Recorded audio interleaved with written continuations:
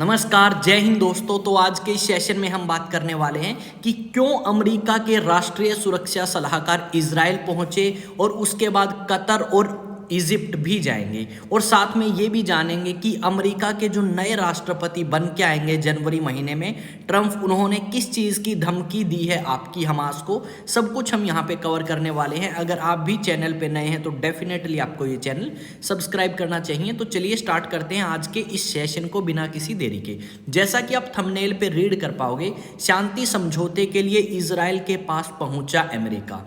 Trump ने Hamas को दी धमकी। तो किस तरीके की धमकी है यहाँ पे, तो चलिए स्टार्ट करते हैं। यहाँ पे अगर आप देखोगे तो बहुत सारे न्यूज़ आर्टिकल्स आपको मिलेंगे, और उन न्यूज़ आर्टिकल्स के अंदर ये बताया गया है कि अमेरिका के जो राष्ट्रीय सुरक्षा सलाहकार हैं वो इजराइल में गए हैं, और इजराइल के प्रधानमंत्री बेंजामिन नेतन्याहू से बात करके वो कतर जाएंगे, और कतर के बाद जाएंगे इजिप्ट। कारण क्या है कि जो अमेरिका है वो इजराइल के बीच में और हमास के बीच में शांति समझौता कराना चाहता है, और उसी में अमेरिका का साथ देंगे इजिप्ट और यहाँ पे आपका कतर। तो इन दोनों कंट्रीज से भी मिलना जरूरी था अमेरिका के राष्ट्रीय सुरक्षा सलाहकार को लेके।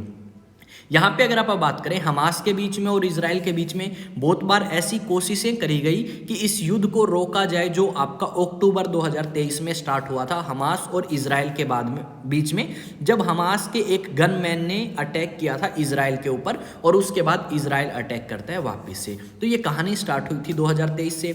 अब जो अमेरिका है वो चाहता तो है कि ये शांति समझौता हो, और साथ में बाइडन ये चाहते हैं खासकर कि उनके रहते रहते अगर वो शांति समझौता होता है तो कहीं ना कहीं उनकी जो कमियां थी राष्ट्रपति काल के दौरान या उनके टाइम के दौरान, उन कमियों को थोड़ा सा कम किया जा सके। और यहाँ पे वहीं ट्रंप ने भी कुछ बड़ी स्टेटमेंट जो है वो दी हैं। उन स्टेटमेंट के बारे में भी हम यहाँ पे डिस्कस करेंगे।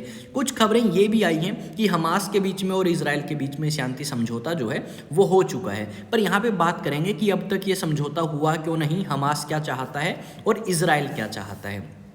अगर बात करें हमास की, तो हमास ये चाहता है कि पहले इजराइल की सेना जो है वो पीछे हटे, और फिर हमने जितने भी लोगों को बंधक बनाया है उनको रिलीज करेंगे। जबकि इजराइल का कहना है कि पहले तुम उन लोगों को रिलीज करो जो इजराइल के नागरिक हैं और तुमने बंधक बना रखे हैं, साथ में 7 अमेरिकन भी हैं जिनको आपका हमास ने बंदी बना रखा है।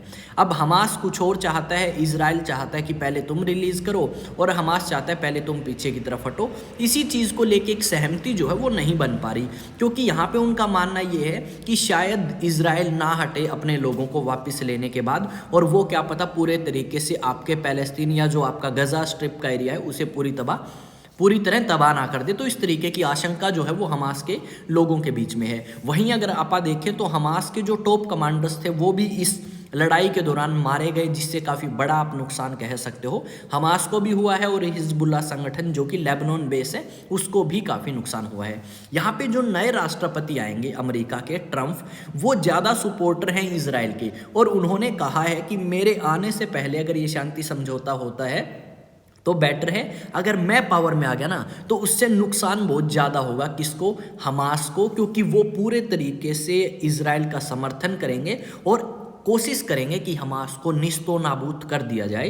ठीक है, इस तरीके की जो धमकियां हैं वो आपकी दी गई हैं। यहाँ पे अगर आप देखोगे एक न्यूज़ आर्टिकल है, इस न्यूज़ आर्टिकल में क्या लिखा गया है देखते हैं।